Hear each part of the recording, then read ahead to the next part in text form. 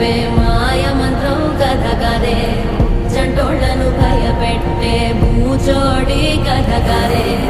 తాత ముత్తాతమ్మల భూతాల కథ కదే, విక్రమాదిత్యుడు చెప్పిన వేదాళుడి కథ కదే, దీపము నుండి బియ్యం వచ్చే అల్లావుద్దీన్ కథ కదే, ఇది ముడత చర్మం ముసలి చెప్పే కథ లాంటి నిజం